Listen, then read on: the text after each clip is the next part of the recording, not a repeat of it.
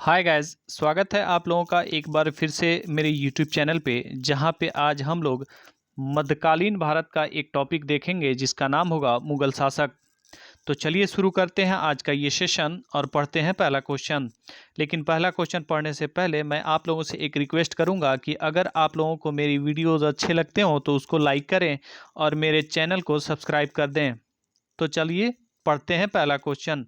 भारत में मुगल सत्ता का संस्थापक कौन था? आंसर होगा बाबर। दूसरा क्वेश्चन, मुगलों का शासन भारत में कब से कब तक रहा? आंसर होगा 1526 से 1857 ईस्वी तक, यानी बाबर से लेकर बहादुर शाह जफर तक। तीसरा क्वेश्चन, बाबर फरगना का शासक कब बना? आंसर होगा 1494 ईस्वी में। 1494 में बाबर के पिता उमर शेख मिर्जा की मृत्यु हो जाती है। उस समय बाबर काफ़ी छोटे थे, लेकिन इनको गद्दी संभालनी पड़ी और गद्दी संभालने के साथ ही इन्होंने कुछ राज्यों को जीत भी लिया था, लेकिन वो राज्य धीरे धीरे इनके हाथ से निकल गए। चलिए आगे बढ़ते हैं और देखते हैं आज का चौथा क्वेश्चन। भारत के किन शासकों ने बाबर को भारत पे आक्रमण करने का न्योता दिया था? आंसर होगा पंजाब के सूबेदार दौलत खान लोधी और मेवाड़ के राजा राणा सांगा ने। चलिए आगे बढ़ते हैं और देखते हैं आज का पांचवा क्वेश्चन। बाबर दिल्ली के गद्दी पे कब बैठा और किस युद्ध के उपरांत बैठा? आंसर होगा 1526 ईस्वी में, पानीपत की पहली लड़ाई के बाद। जैसे कि हम सब जानते हैं, बाबर और इब्राहिम लोदी के बीच 1526 में पानीपत की पहली लड़ाई हुई थी, जिसमें बाबर इब्राहिम लोदी को हरा देता है और मुगल सत्ता का यहाँ पे स्थापना करता है। इब्राहिम लोदी के हार के साथ ही यहाँ पे लोदी वंश का समापन हो जाता है।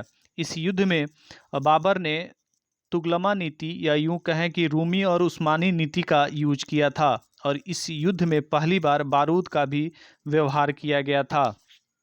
चलिए आगे बढ़ते हैं और देखते हैं छठा क्वेश्चन।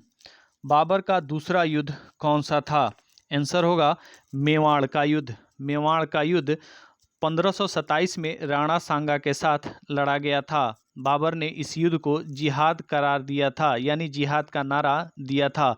इसमें राणा सांगा पराजित हो जाता है।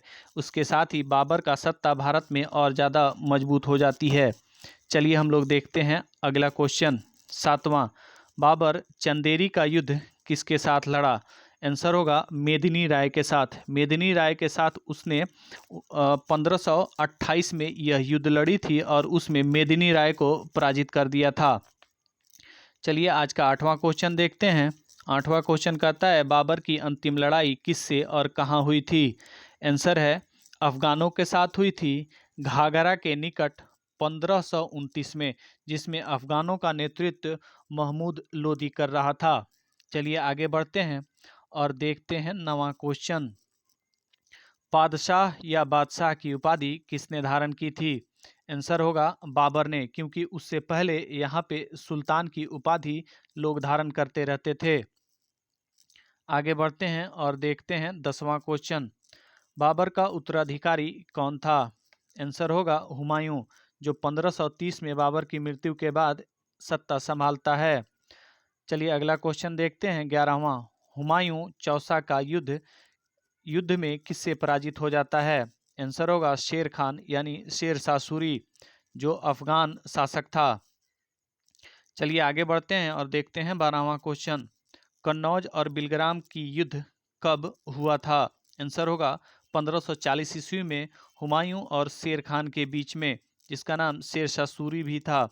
इन दोनों युद्धों में हारने के साथ हुमायूं भारत छोड़ के चला जाता है और यहाँ पे सूर वंश की शुरुआत हो जाता है। चलिए आगे बढ़ते हैं और देखते हैं 13वां क्वेश्चन। सूर वंश की स्थापना किसने की थी? आंसर होगा शेर खान, यानी शेर शाह सूरी ने। चलिए आगे बढ़ते हैं और देखते हैं 14वां क्वेश्चन। हुमायूं दिल्ली के गद्दी पे दोबारा कब काबिज होता है और उसकी मृत्यु कब होती है? आंसर होगा 1555 में हुमायूं दिल्ली के गद्दी पे दोबारा आता है और उसकी मृत्यु 1556 में लाइब्रेरी की सीढ़ियों से गिरने के चलते हो जाती है। चलिए आगे बढ़ते हैं और देखते हैं 15वां क्वेश्चन। मुगल वंश का महान शासक किसे माना जाता है? आंसर होगा अकबर। चलिए आगे देखते हैं और पढ़ते हैं 16वां क्वेश्चन। पानीपत की दूसरी लड़ाई कब और किसके साथ हुई थी? आंसर होगा अकबर और हेमू के बीच में हुई थी, जो कि 1556 ईस्वी में हुई थी। अकबर भी उस समय काफ़ी कम उम्र का था, लेकिन यह पानीपत की दूसरी लड़ाई जीत जाता है और उसके साथ ही मुगल सत्ता यहाँ पे और ज़्यादा मजबूत हो जाती है। चलिए आगे बढ़ते हैं और देखते हैं 17वां क्वेश्चन। अकबर ने इबादत खाना कहाँ बनवाया था? आंसर होगा फतेहपुर सीकरी में। चलिए आगे बढ़ते हैं और देखते हैं 18वां क्वेश्चन। तौहीद इलाही या दीन इलाही की स्थापना किसने और कब की थी? आंसर होगा अकबर। अकबर ने की थी 1552 में। इसको मानने वाला पहला शख्स राजा बीरबल था। चलिए आगे बढ़ते हैं और देखते हैं 19वां क्वेश्चन। अकबर ने जजिया कर कब वापस ले लिया था? आंसर होगा 1564 ईस्वी में, क्योंकि उस समय जजिया कर गैर मुस्लिमों से उनकी सुरक्षा के लिए मुस्लिम शासक लिया करते थे। चलिए आगे बढ़ते हैं और देखते हैं 20वां क्वेश्चन। अकबर ने तीर्थ यात्रा कर कब वापस लिया था? आंसर होगा 1563 ईस्वी में, यानी कि उस समय तीर्थ यात्रा करने के लिए कर देना पड़ता था। आगे बढ़ते हैं और देखते हैं 21वां क्वेश्चन। इलाही संवत कब आरंभ हुई थी? आंसर होगा 1583 ईस्वी में। चलिए आगे बढ़ते हैं और देखते हैं 22वां क्वेश्चन। जहांगीर का शाब्दिक अर्थ क्या होता है? आंसर होगा विश्व पर कब्जा करने वाला। आगे बढ़ते हैं और देखते हैं जहांगीर के काल में मेवाड़ युद्ध किससे हुआ था? तो आंसर होगा जहांगीर और राणा अमर सिंह के साथ, जिसमें राणा अमर सिंह ने मुगलों की अधीनता स्वीकार कर ली थी। उसके बाद जहांगीर से इनकी दोस्ती हो जाती है। चलिए आगे बढ़ते हैं और देखते हैं 24वां क्वेश्चन। जहांगीर ने नूरजहां से कब शादी की थी? आंसर होगा 1611 ईस्वी में। आगे बढ़ते हैं और देखते हैं 25वां क्वेश्चन। जहांगीर के शासनकाल में किस सिख गुरु की हत्या हुई थी? आंसर होगा 5वें सिख गुरु अर्जुन देव की। अब 26वां क्वेश्चन। टॉमस रो भारत कब और किसके दरबार में आया था?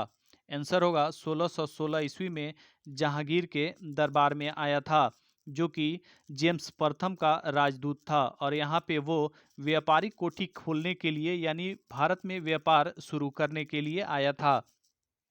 चलिए आगे बढ़ते हैं और देखते हैं 27वां क्वेश्चन। शाहजहां का शाब्दिक अर्थ क्या होता है? आंसर होगा विश्व का शासक। चलिए आगे बढ़ते हैं और देखते हैं 28वां क्वेश्चन। मुगल काल में निर्माताओं का राजकुमार किसे कहा जाता है? आंसर होगा शाहजहां। आगे बढ़ते हैं और देखते हैं 29वां क्वेश्चन। शाहजहां के बाद उत्तराधिकार का युद्ध किसने जीता? आंसर होगा औरंगजेब ने, क्योंकि शाहजहां जब अपने काल के अंतिम दिनों में था तो उसके चारों पुत्रों ने राज गद्दी लेने के लिए आपस में युद्ध शुरू कर दी थी, जिसमें औरंगजेब की जीत होती है और औरंगजेब भारत का अगला राजा बन जाता है। चलिए आगे बढ़ते हैं और देखते हैं शाहजहां की मृत्यु कब और कहाँ हुई थी। आंसर होगा 1666 ईस्वी में आगरा के किले में कैद खाने में, क्योंकि औरंगजेब ने शाहजहां को आगरा के किले में ही कैद कर रखा था। आगे बढ़ते हैं और देखते हैं 31वां क्वेश्चन। ताजमहल किसने बनवाई थी और क्यों बनवाई थी? शाहजहां ने बनवाई थी अपनी बीवी मुमताज महल की याद में। शाहजहां उस समय भारत में बहुत सारे महलों का निर्माण करवाए थे, जिसमें दिल्ली का लाल किला और जामा मस्जिद भी है। चलिए आगे बढ़ते हैं और देखते हैं 32वां क्वेश्चन। मुगल वंश का अंतिम प्रभावशाली शासक कौन था? आंसर होगा औरंगजेब। 33वां क्वेश्चन। मुगल काल में दोबारा जजिया कर किसने शुरू किया था? आंसर होगा औरंगजेब ने 1679 में। चलिए देखते हैं अगला क्वेश्चन। मुगल काल का विघटन कब शुरू हुआ था? आंसर होगा औरंगजेब के शासन के बाद और बहादुर शाह के समय में। बहादुर शाह के बाद जहांदार शाह, फर्रुखसियार, मोहम्मद शाह, जिसे रंगीला भी कहा जाता था, इस तरह के लोग आए जो काफ़ी निष्क्रिय टाइप के लोग थे, जिसके चलते मुगल सत्ता धीरे धीरे ख़त्म होती जा रही थी। चलिए आगे बढ़ते हैं और देखते हैं 35वां क्वेश्चन। बक्सर युद्ध के बाद मुगल शासक को अंग्रेज़ों ने पेंशन देना शुरू कर दिया था, वो शासक कौन था? आंसर होगा शाह आलम द्वितीय, क्योंकि शाह आलम द्वितीय ने ईस्ट इंडिया कंपनी को बंगाल की दीवानी सौंप दी थी। चलिए आगे बढ़ते हैं और देखते हैं आज का अंतिम क्वेश्चन। मुगल वंश के अंतिम शासक कौन थे? आंसर होगा बहादुर शाह जफर। ये वही बहादुर शाह जफर थे जो 1857 के क्रांति में भारतीय सिपाहियों का नेतृत्व किए थे, जिसके चलते उन्हें कैद करके रंगून भेज दिया गया था, यानी बर्मा भेज दिया गया था, जिस उसी काल में उनकी मृत्यु हो जाती है 1862 ईस्वी में। चलिए इसके साथ ही आज का ये जो टॉपिक था हमारा वो ख़त्म होता है। मिलते हैं हम लोग एक नए टॉपिक के साथ। तब तक के लिए बहुत बहुत शुक्रिया।